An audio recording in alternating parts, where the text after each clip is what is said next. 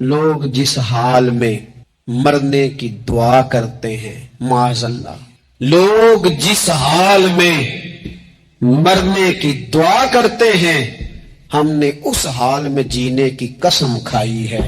حضور علیہ الصلوۃ والسلام صحابہ کو دعائیں سکھایا کرتے تھے، اور تعلیم امت کے لیے خود بھی حضور وہ دعا فرمایا کرتے تھے، کہتے تھے اے اللہ بزدلی سے بچا، کنجوسی سے بچا، اے اللہ اس بڑھاپے سے بچا جو انسان کو بڑا پریشان کر دے۔ حضور دعائیں مانگا کرتے تھے۔ دیکھیں بیمار انسان ہو جاتا ہے، اگر وہ سوچے نا رب کی طرف سے ہے تو پھر بیماری کا لوگ بڑا مزہ لیتے ہیں، کیونکہ جب بندہ بیمار ہوتا ہے تو نفسانی خواہشات ساری ختم ہو جاتی ہیں۔ اور میں اکثر دوستوں سے کہتا ہوں کہ بعض چیزیں ایسی ہیں جو وجد میں لے آتی ہیں بندے کو، اگر وہ غور کرے تو۔ آپ یہ حدیث پاک سنیں، حضور علیہ السلام نے فرمایا بیمار کے ساتھ ضد نہ کرو کہ ضرور کھا، ضد نہ کرو، اس لیے کہ اللہ اسے کھلا بھی دیتا ہے پلا بھی دیتا ہے۔ اب جب کسی کو پتا چلے کہ میں بیمار ہوں تو رب مجھے کھلا پلا رہا ہے تو مجھے بتائیے بیماری کتنی پیاری لگے گی، بیماری میں کتنا سرور آئے گا۔ پھر تو انسان ہمیشہ چاہے گا کہ مجھے وہ چیزیں ملے جو مجھے اللہ تبارک و تعالیٰ کی بارگاہ کے قریب کر دیں۔ دوسری بات یہ ہے کہ میدان میں جب انسان اترتا ہے نا تو اسے ایک بات اپنے ذہن میں رکھنی چاہیے کہ جیت اور ہار یہ اللہ تعالیٰ کے دست قدرت میں ہے، لیکن جب وہ لڑے تو جیتنے کے لیے لڑے۔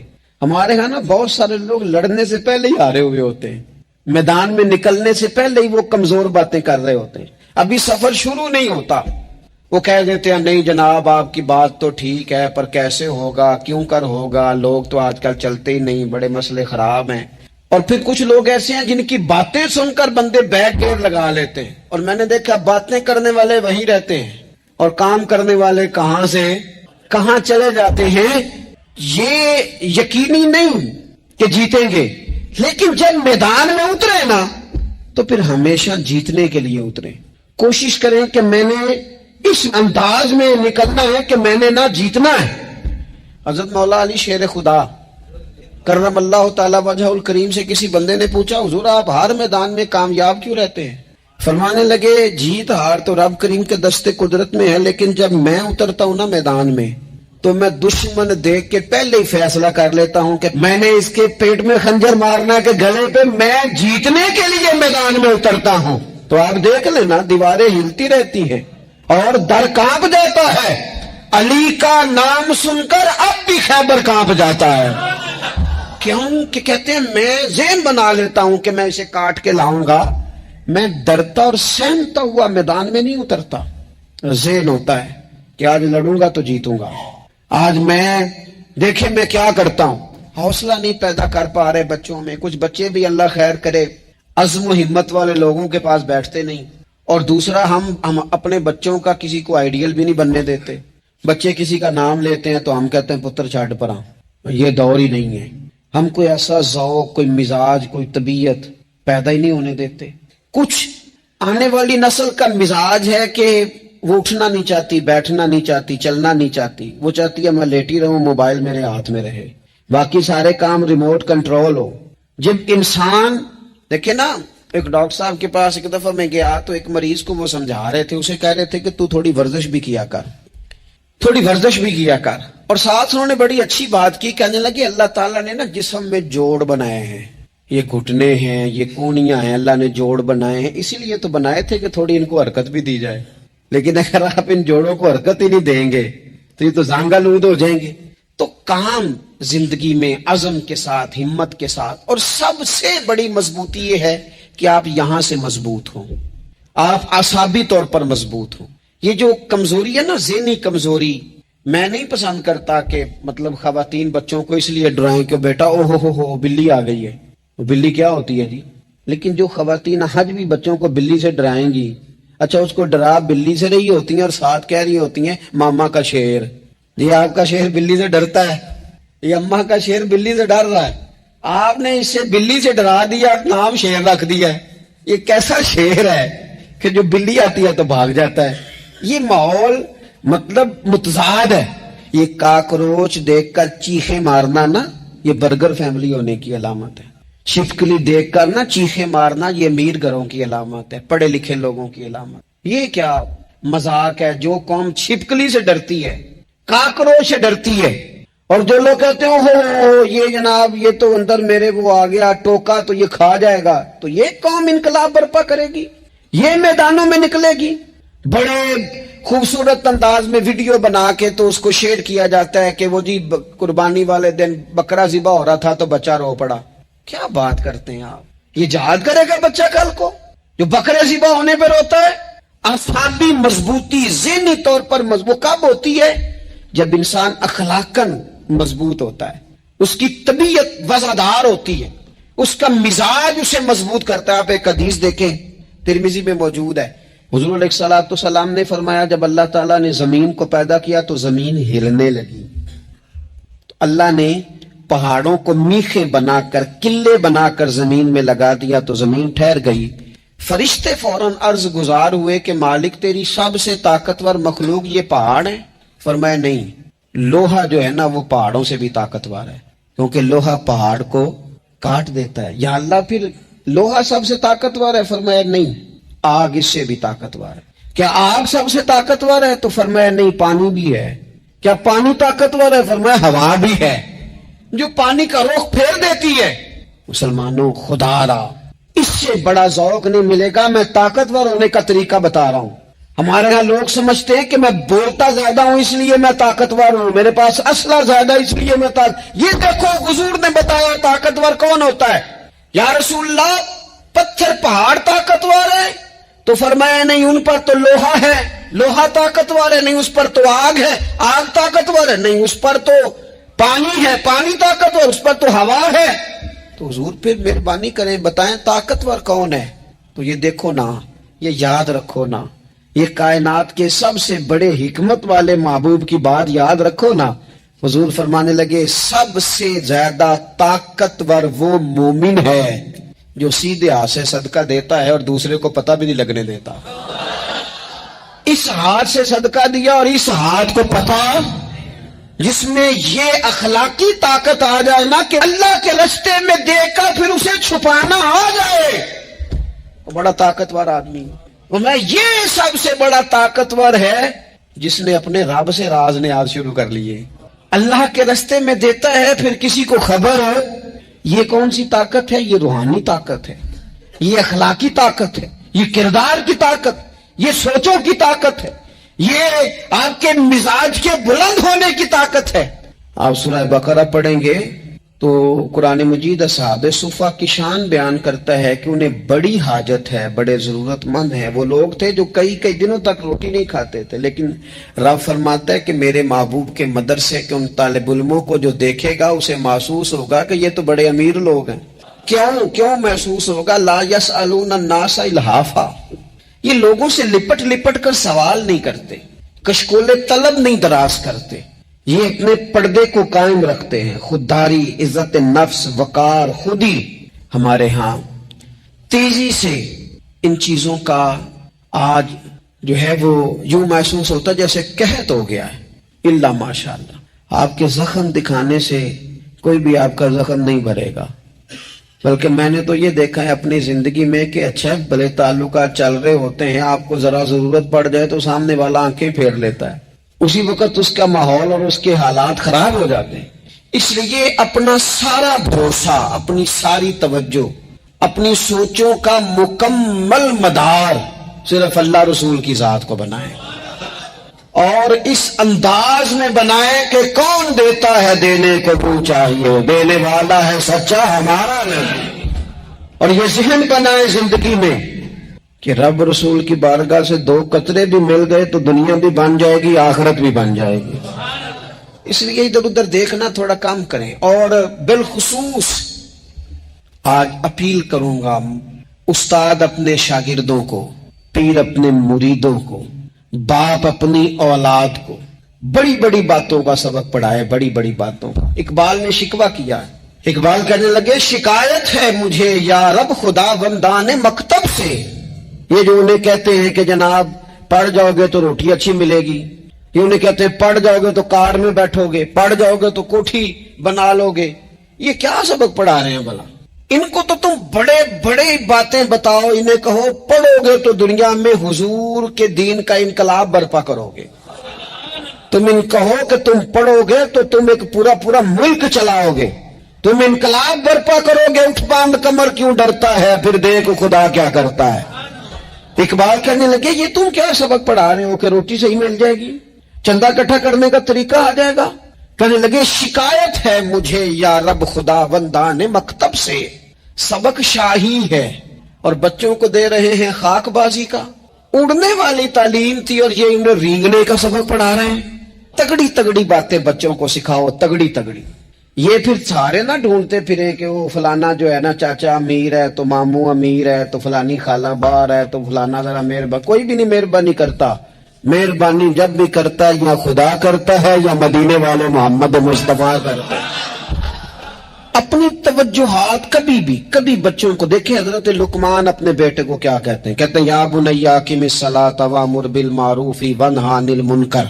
حضرت لقمان اپنے بیٹے کو سمجھاتے ہیں، کہتے ہیں اے بیٹا نماز قائم کرنا، لوگوں کو بھلائی کا حکم دینا، برائی سے منع کرنا، وَاصْبِرْ عَلَىٰ مَا أَصَابَكَ، اور جب مصیبت پہنچے تو صبر کرنا، ادھر ادھر رونا دھونا نہ کرنا۔ نماز پڑھنا، بھلائی کا حکم دینا، برائی سے منع کرنا، اور اگر کوئی مصیبت پہنچے تو اس پر صبر کرنا۔ کتنے کام ہو گئے؟ 4۔ ایک نماز پڑھنی ہے، ایک بھلائی کا حکم دینا ہے لوگوں کو، ایک برائی سے، اور اگر کوئی مشکل آئے تو کیا کرنا ہے؟ ان ذالک من عزم الامور۔ فرمایا بیٹا یہ بڑی ہمت والے کام ہیں، ہمت والے کام کرنا، ہمت والے۔ طاقتیں اپنی قائم رکھنا، کمزور نہ پڑنا، لوگ تمہارے آنسو نہ دیکھیں، کوئی تمہیں تڑپتا نہ دیکھے۔ چھوٹا چھوٹا زخم لے کر لوگ سگنل پہ کھڑے، چھوٹی چھوٹی مجبوریاں لے کر لوگ مانگنے کے لیے دروازوں پر کھڑے ہیں۔ امت مسلمہ کا یہ مزاج نہیں، یہ وقار نہیں، یہ انداز نہیں۔ ہم تو بانٹنے والے لوگ، چلے مشکل آ جاتی ہے، زندگی میں ضروریات پڑ جاتی ہیں، قرضہ صحابہ بھی لے لیا کرتے تھے، لیکن یہ جو لہجے آج ہم نے اختیار کر لیے، کمزور ہو جانا، کچا پڑ جانا، غریبی کا رونا، یہ انداز اہل ایمان کا۔ بچوں کو طاقتور ہونا چاہیے۔ میرے نبی کریم صلی اللہ تعالی علیہ وآلہ وسلم نے نا ارشاد فرمایا، ایسا نہیں ہے کہ کوئی بندہ کمزور ہے تو وہ ناپسندیدہ ہے، یہ نہیں فرمایا کہ جو بزدل ہے تو وہ بڑا کوئی کٹا ہوا آدمی ہے، لیکن حضور فرماتے ہیں، صحیح مسلم میں حدیث موجود ہے، حضور فرمانے لگے طاقتور مسلمان نا اللہ کی نظر میں بزدل مسلمان سے زیادہ پیارا ہے۔ طاقتور ہے نا، اس کی شان زیادہ ہے۔ یہ جو با ہمت ہے، با حوصلہ ہے، جس کے اعصاب مضبوط ہیں، یہ رب کریم کی بارگاہ میں باوقار ہے، اللہ کے حضور اس کی قدر ہے۔ لیکن اگر مسجد میں ٹائلیں لگوا کر بھی ایک ٹائل پہ نام لکھوا لیا ہے، اگر کہیں تعاون کر کے بھی کہا میرا ذکر کرو، کوئی خدمت کر کے کہا میرا نام لو، پھر آپ کمزور ہیں، پھر آپ طاقتور نہیں ہیں، پھر آپ نے بزدلوں جیسا کام کیا، پھر آپ نے وہ رنگ اختیار کیا ہے جو شاید آپ کو ذہنی طور پر بڑی کوفت میں مبتلا کر دے۔ تو اعصابی طاقت، اعصابی قوت، آپ دیکھیں حضرت صدیق اکبر رضی اللہ تعالیٰ عنہ، حضور نے تربیت کی تھی نا۔ میں ذمہ داری سے کہتا ہوں کہ تعصب کی اینک نہ کسی نے پہنی ہو، ورنہ کائنات میں عشق کی داستان ختم ہو جاتی ہے جناب صدیق اکبر پر۔ جو پیار انہوں نے مدینے والے محبوب سے کیا ہے کوئی کر ہی نہیں سکتا۔ اور ہر وقت کی جدائی، ہر وقت کی، یعنی بیٹھے بیٹھے نا حضور کے وصال کے بعد بیٹھے بیٹھے حضرت صدیق اکبر اٹھ کے نا تو ایک رستے پہ چلنا شروع ہو گئے۔ کسی نے پوچھا ابو بکر کہاں جا رہے ہو؟ کہنے لگے یار ایک دن نا محبوب 2-3 دن کے لیے کہیں گئے تھے، اس رستے واپس آئے تھے۔ جنہوں دے دل پر جانی وچھڑن کون روے پھر تھوڑا، اے سب روگاں دا روگ محمد جس دا نام وچھوڑا۔ پریشان ہوں تو دل کر رہا ہے پتہ نہیں یہاں سے آ نہ جائیں۔ اتنا زیادہ محبوب کی غلامی اور نبی پاک کی محبت کا ذوق، لیکن اعصابی طور پر مضبوط کتنے تھے؟ حضور کے وصال کے بعد جس بندے نے اپنے پروں کے نیچے پوری امت کو سنبھال لیا ہے نا، اس کا نام بھی ابو بکر صدیق ہی ہے۔ ایسے ایسے سنبھال لیا، سب سنبھال، دکھ سب سے زیادہ لیکن سنبھالا۔ کوئی زکوٰۃ کا منکر پیدا ہو رہا ہے، کوئی ختم نبوت پہ حملہ کر رہا ہے، کوئی کچھ ہو رہا ہے، کوئی کچھ ہو رہا ہے، ابو بکر صدیق نے فرمایا سارے لشکر روانہ کرو، جہاں جہاں حضور نے فرمایا تھا جہاد کرو، فرمایا جو ایک رسی بھی زکوٰۃ کی نہیں دے گا وصول کریں گے۔ لوگوں نے کہا حضور حالات بڑے اور طرح کے ہیں، کیسے کام چلے گا؟ حضرت عمر جیسے دلیر بندے بھی کہنے لگے جناب یہ نظام کیسے چلے گا؟ تو ابو بکر صدیق فرمانے لگے عمر تجھے تیری ماں روئے، تو بڑے مضبوط مزاج کا تھا، یہ مجھے کیا پیغام دے رہا ہے؟ فرمایا عمر یاد رکھ اگر میں مدینہ منورہ میں اکیلا بھی رہ گیا اور جنگل کے درندے میرا آ کے گوشت بھی نوچ کے لے گئے تو پھر بھی میں ان اصولوں پر کھڑا رہوں گا جن اصولوں پر مدینے والے رسول نے مجھے کھڑا کیا ہے۔ ذرا گنجائش نہیں، ہم یہاں سے مضبوط لوگ ہیں، یہاں سے ذہنی بلندی، ذہنی پختگی، یہ حسن ہے زندگی کا۔ یہ کیا بات ہوئی؟ پرسوں فیصلہ کوئی اور تھا، سویرے پروگرام کوئی اور بن گیا، کل فلانے کا مرید تھا، آج مجھے فیض نہیں ملا ادھر جا رہا ہوں، پرسوں فلانے کو استاد بنا بیٹھا تھا، آج میرا پروگرام بدل گیا ہے، کل میری سوچیں اور تھیں، آج میری سوچیں اور ہیں۔ جو قوم ساری زندگی تعین ہی نہ کرے وہ کام کیسے کرے گی؟ جو رستے کا آغاز ہی نہ کرے وہ منزل پر کیسے پہنچے گی؟ تو کمزور باتوں سے نکلیں، بزدلانہ سوچوں سے باہر آئیں، طے کریں زندگی میں یہ کچھ ہم نے کرنا ہے۔ میں نے کہا ہے نکلے میدان میں جیتنے کے لیے، پھر رب کی مرضی ہے، پھر اللہ کی مرضی ہے۔ ساری زندگی صحابہ پر قرض رہا، قرضے بھی رہے، خدمتیں بھی ہوتی رہی، جہاد بھی ہوتے رہے، ڈیوٹیاں بھی ہوتی رہی، سارے کام ہی ہوتے رہے۔ ہمارا یہ مزاج ہے ایک دکھ آ گیا ہے ساری خوشیاں ہی گئیں، بس سارا کچھ ختم کر بیٹھتے ہیں۔ تو تھوڑی سی نا مضبوط دیکھیں، اچھا یہ حضرت ابو بکر کا حال ہے تو جناب عمر کی کیفیت کیا ہے؟ کلمہ پڑھتے ہی حضرت عمر نے فرمایا یا رسول اللہ جب آپ سچے، قرآن سچا، اسلام سچا، تو چھپ کے نماز پڑھنے کا کیا مطلب ہے؟ فرمایا ابھی تعداد ہی کوئی نہیں، 40 تو مسلمان ہیں۔ عرض کی حضور مہربانی کریں نا آپ صرف اجازت دیں۔ 20 لوگوں کی صفیں بنا دی گئیں، ایک صف کے آگے حضرت عمر ہیں، ایک صف کے آگے حضرت امیر حمزہ ہیں۔ جناب عمر کہنے لگے چونکہ آپ اللہ کے رسول ہیں تو لہذا نماز بھی آج اللہ کے گھر میں پڑھی جائے گی۔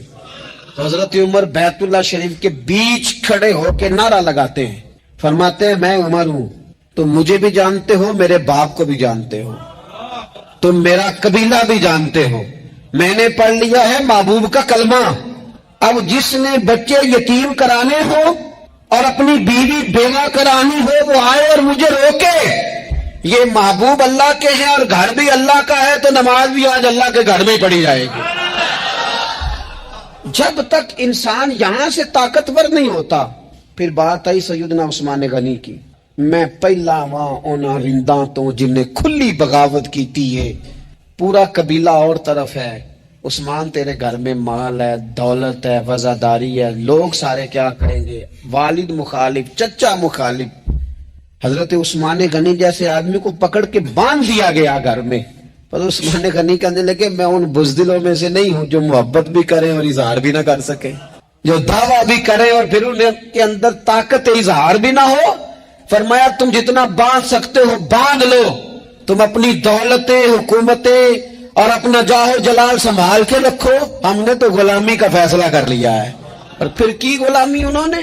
اور جہاں تک بات ہے شیر خدا حضرت علی المرتضیٰ کی، حضرت علی المرتضیٰ شیر خدا کا تو یہ حال تھا کہ ساری زندگی میدان میں رہے۔ ایک دن حضور نے صرف فرمایا کہ آج آپ کو نہیں لے کے جانا، آپ تھوڑا نا میرے نائب بن کر، حضور کسی نہ کسی کو نائب بنا کے مدینے میں چھوڑ کے جائے، ایک دن صرف کہا نہیں لے کے جانا۔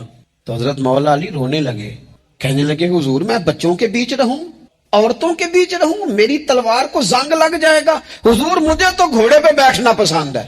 اچھا میں آپ کو ایک اور بات بھی عرض کروں، پہلے بھی میں نے کہا تھا پھر کہتا ہوں، کچھ لوگ پڑھے لکھے ہوتے ہیں بہادر نہیں ہوتے۔ حضرت علی کے علم کا بھی کمال عروج پہ اور بہادری بھی پورے عروج پہ۔ زندگی نا بہادر لوگوں کی ہوتی ہے۔ یہ شہاب الدین غوری لیٹے ہیں یہاں سوابا میں، تو کسی نے پوچھا ان سے کہ یار آپ کہاں رہتے ہیں؟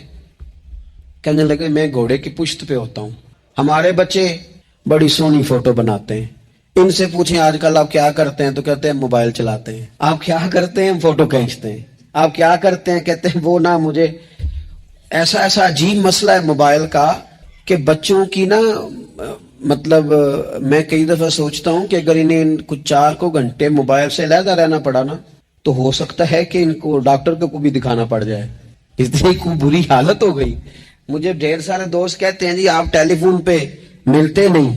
میں نے کہا میں پہلے ملا کرتا تھا جب تک لوگوں کی جیب میں موبائل تھا، جب سے لوگوں نے ہاتھ میں پکڑ لیا نا تو پھر تو ایک دن میں 100 نمبر ملتا ہے، تو پھر آپ کیسے موبائل پہ رہیں گے؟ پھر تو ایک ہی کام ہے، یا فون سنیں گے یا کوئی اور کام کریں گے۔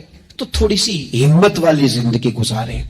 بزدلانہ باتیں، کمزور باتیں ہمارے بچوں کو بھی کمزور کر دیں گی، یہ کچھ نہیں کر سکیں گے۔ حضرت سیدنا عبداللہ بن زبیر رضی اللہ تعالیٰ عنہ، یہ مدینہ منورہ میں پیدا ہونے والے سب سے پہلے بچے ہیں۔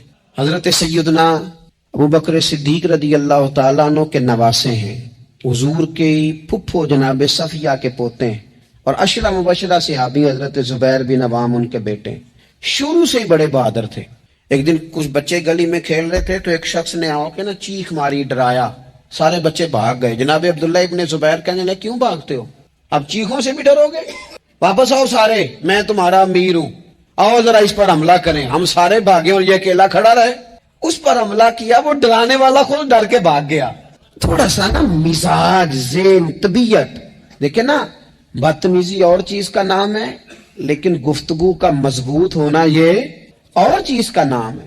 بچوں کو جب پوری طرح یہاں تو ہم ان کو اس قدر زیادہ کمروں میں بند رکھتے ہیں کہ جب وہ نکلتے ہیں باغی ہو جاتے ہیں، یہاں پھر یہ ہوتا ہے کہ ان کے اندر جو صلاحیتیں ہوتی ہیں وہ پوری طرح دب جاتی ہیں، وہ جو کیفیات ہوتی ہیں جو ایک مردانہ وصف میں ہونی چاہیے ان کے اندر موجود نہیں ہوتی۔ اقبال کہتے ہیں آئین جواں مرداں حق گوئی و بے باکی، اللہ کے شیروں کو آتی نہیں روباہی۔ اور یہ جو سہمے دوست ہیں نا، بالخصوص غریب طبقے سے، ان سے میں عرض کروں گا کبھی کسی کی گاڑی دیکھ کر مروب نہیں ہونا، کبھی کسی کے مہنگے کپڑوں کے روب میں نہیں آنا، کبھی نہیں۔ حالات کے سہمے ہوئے لوگوں کو بتا دو حالات بدل جاتے ہیں، ایک جیسے نہیں رہتے۔ کبھی کمزور نہ پڑیں اور جگہ جگہ اپنے دکھ بھی نہ بتائیں، جگہ جگہ اپنے دکھ نہ بتائیں، ہمت کریں۔ اور ایک شاعر نے کہا تھا کہ با ہمت لوگ کبھی ہارا نہیں کرتے، یا وہ جیت جاتے ہیں یا کچھ سیکھ جاتے ہیں، وہ نا میدانوں میں رہتے ہیں۔ کمزور نہ پڑیں۔ یہ جو اتنا لمبی لسٹ بن گئی ہے نا، اتنی لمبی لسٹ مانگنے والوں کی، اتنا لمبی فہرست ہو گئی ہے ہر سگنل پہ، ہر چوک میں، ہر رش والی جگہ پہ، یہ بتاتی ہے کہ لوگ اس کو آر ہی نہیں سمجھتے، کمزوری نہیں سمجھتے، طاقت والا مزاج۔ حضرت عمر بہادر تھے تو بہادر لوگوں کو پسند بھی بڑا کرتے تھے۔ حضرت عبداللہ ابن زبیر چھوٹے تھے، بچوں کے ساتھ کھیل رہے تھے، اور یہ وہی حضرت عبداللہ ابن زبیر ہیں جو بعد میں امام حسین کے قاتلوں کے سامنے ڈٹ کے کھڑے ہو گئے، اور انہوں نے اعلانیہ ان لوگوں کا بائیکاٹ بھی کیا اور ان لوگوں کے ساتھ سفارا بھی ہوئے، حضرت عبداللہ ابن زبیر۔ اور فرماتے ہیں کہ میری ماں 90 سال سے زیادہ عمر تھی حضرت اسماء بنت ابی بکر کی، جب میں نے انہیں کہا نا اماں وقت آ گیا شہادت کا، تو میری اماں مجھے کہنے لگی پتر میدان میں رہنا، میدان میں بکرے کو ذبح ہوتے وقت تکلیف ہوتی ہے، جب اس کی کھال اتاری جائے پھر کوئی تکلیف نہیں ہوتی، ایسے ہی کمزور نہ پڑنا۔ ہمارے ہاں تو لوگ کہتے ہیں نا پتر اندروں کنڈی لے لے، ساڑی نہیں لڑائی، وہ جب ہمارے گھر آگ آئے گی پھر اسے ہم بند کریں گے، ابھی نہ تو بالکل باہر نہ نکل۔ کیسے قوم آگے بڑھے گی؟ جرتیں کیسے پیدا ہوں؟ اور جو کچھ کہہ نہیں سکتے وہ منوائیں گے کیسے؟ جو بات کرنے کی طاقت نہیں رکھتے وہ اپنا منوائیں گے کیسے؟ حضرت عبداللہ ابن زبیر رضی اللہ تعالیٰ عنہ اپنے دوستوں کے ساتھ گلی میں کھیل رہے تھے، جناب عمر فاروق آ گئے۔ اب حضرت عمر فاروق کا جلال تھا، بچے ان کو دیکھ کے دوڑ گئے، حضرت عبداللہ ابن زبیر کھڑے ہیں۔ حضرت عمر قریب آئے، کہنے لگے پتر آپ کیوں نہیں دوڑے؟ حضرت عبداللہ ابن زبیر چھوٹے سے ہیں، کہنے لگے جی کیوں میں دوڑتا، میں نے کوئی جرم کیا ہے؟ تو میں نے غلطی کی ہے، بھلا کیوں دوڑوں؟ آرام سے کھیل رہے ہیں اور نہ ہم نے کوئی رستہ بند کیا، جگہ ہے، آپ نے گزرنا تو گزر جائیں۔ چاہیے تھا نا حضرت عمر ناراض ہوتے، پر جناب عمر نے ماتھا چوم لیا، کہنے لگے کیا بات ہے بیٹا، ان چیزوں پر ذرا قائم رہنا۔ کہنے لگے جرم کیے، کیا مطلب ہے اس بات کا کہ فلانا ہے تو دوڑ جائے؟ کیوں دوڑیں جی؟ تو ہم نے جو قوم کو سکھانا شروع کیا ہے نا، دیکھیں فقر اور چیز ہے، درویشی اور چیز ہے، سادگی، لیکن ظلم سہنا اور چیز ہے۔ دنیا میں قتیل اس سا منافق نہیں کوئی جو ظلم تو سہتا ہے بغاوت نہیں کرتا۔ اپنی زندگی میں عزم کو، ہمت کو، نظریے کو بلند کریں، مظلومانہ مزاج نہ پیدا کریں، بلا وجہ دکھ سنا سنا کے اپنے آپ کو کمزور نہ کریں۔ یاد رکھیں، اگر ہم اپنے دکھ کسی کو سنا رہے ہیں اور اپنے آپ کو بڑا غریب ثابت کر رہے ہیں تو ایسا نہ ہو کہ ہمارے بچے اس کا برا اثر لے جائیں۔ خودداری سے جینا سکھائیں، عزت نفس سکھائیں، ہر وقت گھر کے اندر، کلاس کے اندر، اپنے دوستوں کی جمعیت کے اندر کمزور باتیں نہ کریں، رو دھو کے وقت نہ گزاریں۔ رونے سے بھی رات گزر جاتی ہے، ہنسنے سے بھی رات گزر جاتی ہے، ناشکری سے بھی دن بیت جاتا ہے اور شکر سے بھی، لیکن بس بات اتنی ہے کہ شکر والوں کا ذرا صحیح بیت جاتا ہے، ہنسنے والوں کا ذرا صحیح بیت جاتا ہے۔ زندگی میں عزم کے ساتھ، ہمت کے ساتھ